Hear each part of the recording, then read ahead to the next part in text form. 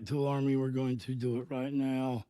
I'm just going to sit here and basically watch because, of course, I've seen this many, many times. And OG, the only thing I would tell you is the video isn't necessarily the imagery doesn't necessarily have anything to do with the songs. Okay, it's one of those videos. Well, it's just one of those Adam and Danny and Maynard and what's Paul and Justin things, you know. All right, Gotcha. into it.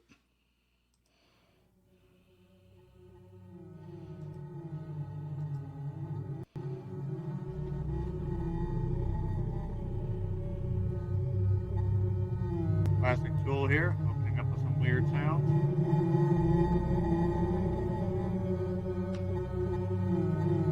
About to have a close encounter, apparently.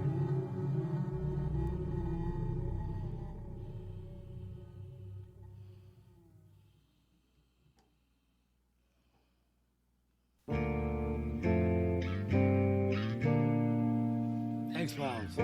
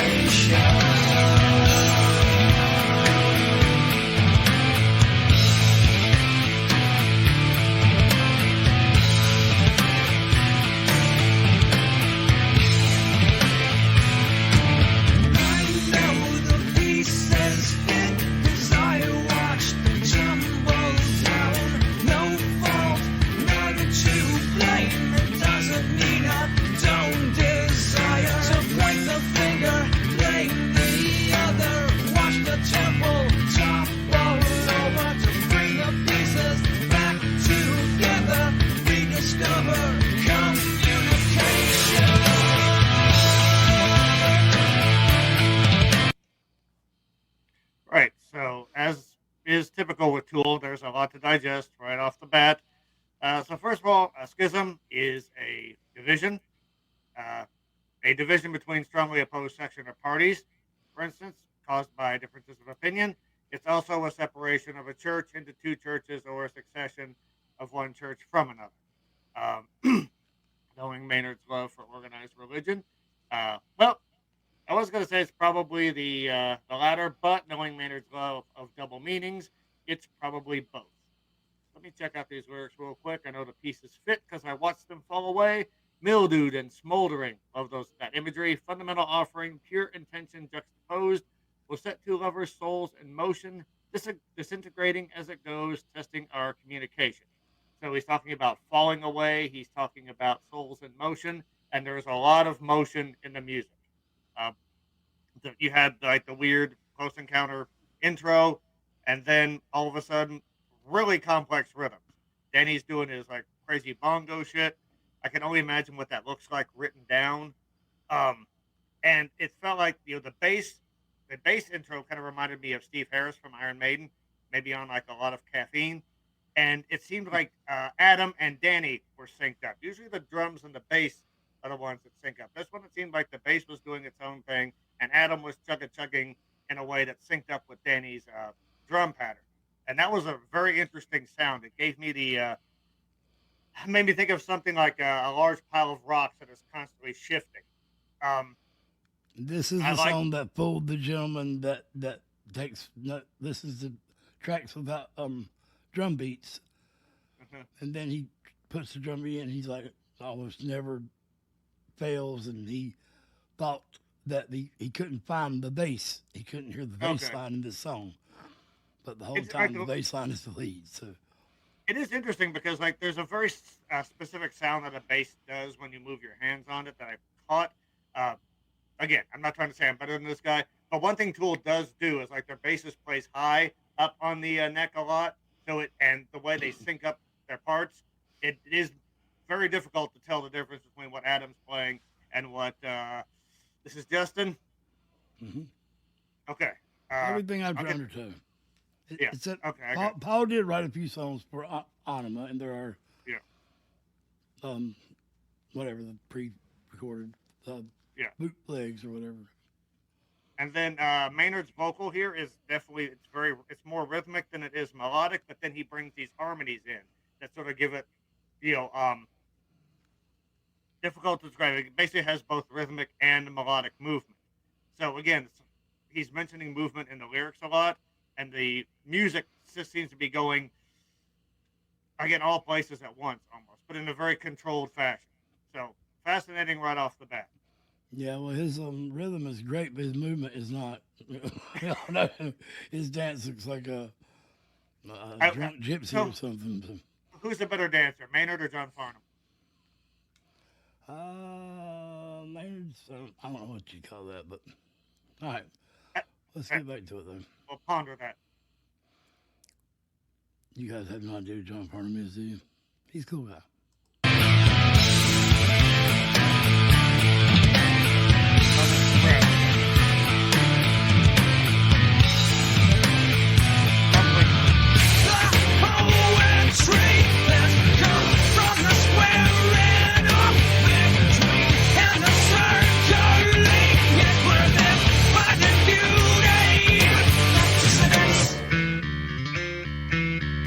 There was a time that the beast said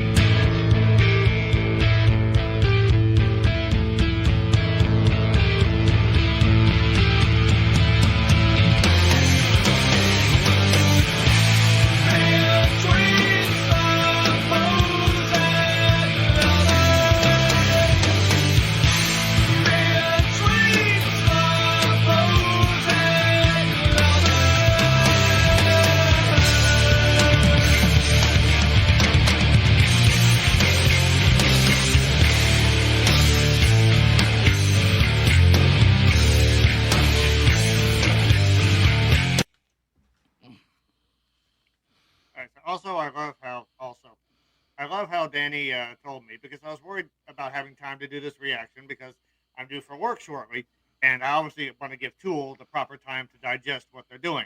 He's like, "Oh, that's all right. This is a simple song." And then I'm listening, like even in those opening rhythms, and I'm like, "Simple, okay, right." Okay, so my take It's on easy Tool to sound. communicate, man. So obviously Maynard picked up the intensity here. I like how sometimes when he enters, his vocal lines feel very choppy, almost a bit. Don't want to say dissonant, but almost sort of out of rhythm. But by the end of his phrase, it's it fits right back in. His enunciation and all these things is spot on too. Lyrical content, of course, being so important for Tool, that enunciation is necessary. I like how in the slower bit, he's been doing a very, very rhythmically dominant singing style, but here in the slow bit, it's much more conventionally melodic. It feels very soothing. So, to make an analogy, if anyone has ever seen Aliens versus Predator, they have that pyramid that shifts every 10 minutes. So, Tool's sound is like that. It's this monolith that has these pathways through, but they keep shifting. And Maynard's voice is like pouring water down this shifting um, structure, and it keeps finding, just sort of working its way through. You can also use a serpent as an analogy there. Uh, Maynard, the the serpent in the Garden of Eden, perhaps the ultimate troll. Anyway, um, When you were talking about a prism, I was using our logo over there, the old one, and covering me up, and I was looking over it, and you started talking about prism. I was like, damn, man, did he see this shit? Because he can't see that, y'all. But anyway.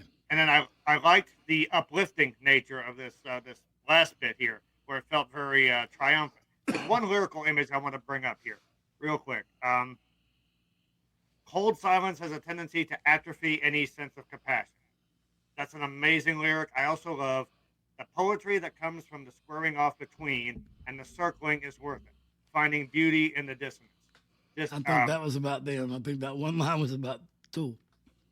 that I could see that, and yeah, much beauty in this distance. But I love Maynard's writing style. He's a wordsmith. Like he's an actual wordsmith. uh, Danny likes to use that term to describe me, and it's like, no, I'm Maynard he's a master wordsmith, and he's a black belt in trolling as well. And you will meet him in a few days. Haven't I already met him? Aren't you Maynard? Aren't you like him in disguise? There's a guy at a concert in Buffalo told me I look like Mary. I know you're just a fat guy with oxygen tank. You're pretending to be not him. And also, real quick, what the fuck is going on with this video? This is Jurassic Park on acid, dude. I mean, literally. Yeah, this is or like a little bit of Alien that looks like a xenomorph there. Also, there were some weird sounds that were like going in there. I was like, what the hell is that? I was like, it's just Adam fucking around again. That was Justin. So, that was Justin. Okay, so that's right, because Adam was tugging. See?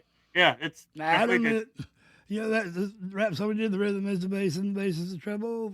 Pretend like the bass is the guitar and the guitar is the bass. Okay. It didn't rhyme as well, but anyway. Regulators, you probably heard that song, y'all. Tool Army, we are obsessed, but yet we love shit.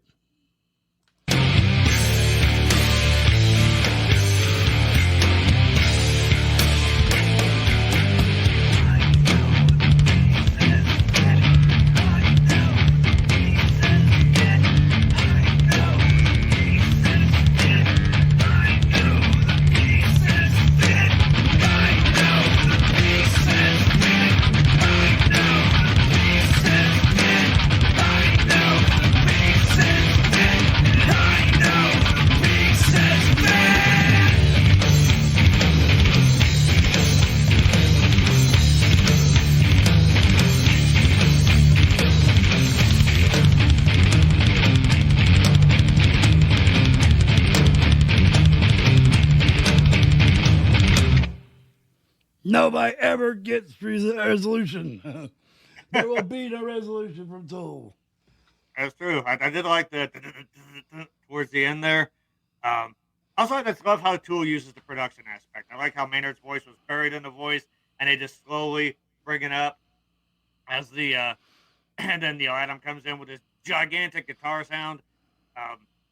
you've told, is it the same person producing all of Tool's albums? No, hardly ever. Sylvia Massey produced Undertow. Opiate was like, I forget, it was Right, Zoo or and 10,000 something. Days was some dude that had never done a rock album before, right?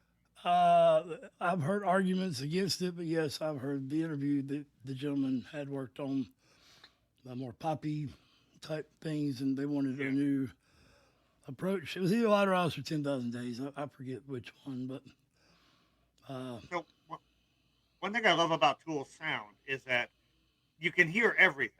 Like you can hear all the keyboard effects. You can hear the, now obviously we've got headphones on, but you can hear the keyboard effects. You can hear like the weird vocal things that they do that are in the background.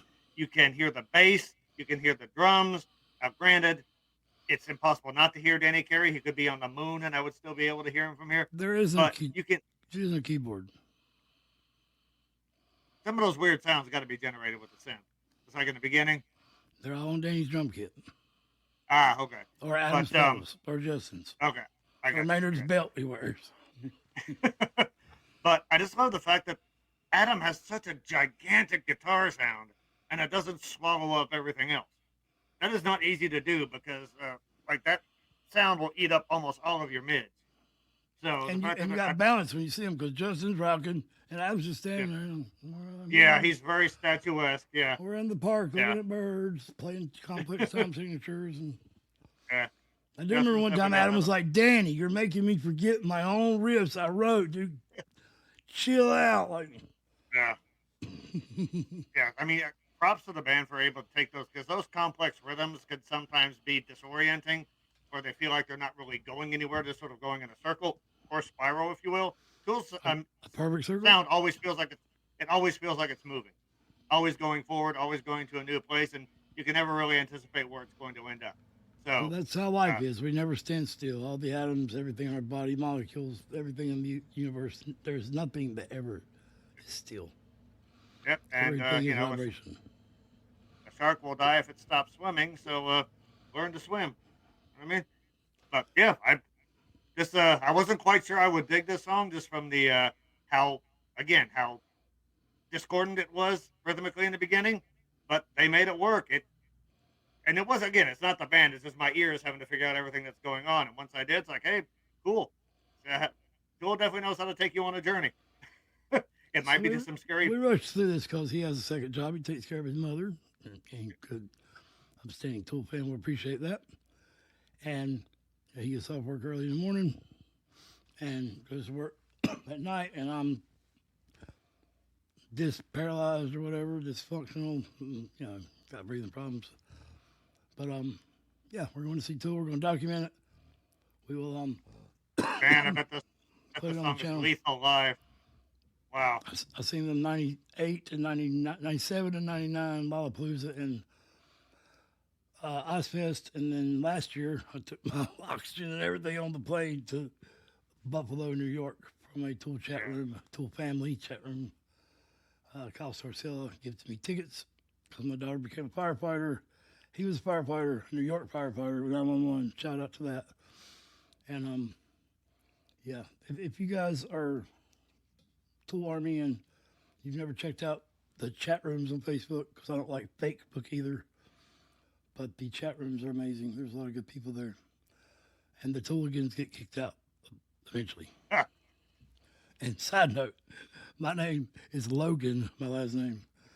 And you take You Logan and Tool and put it together and drop an Logan. L. Oh yeah. So we're sorry it took us so long to get back to Tool.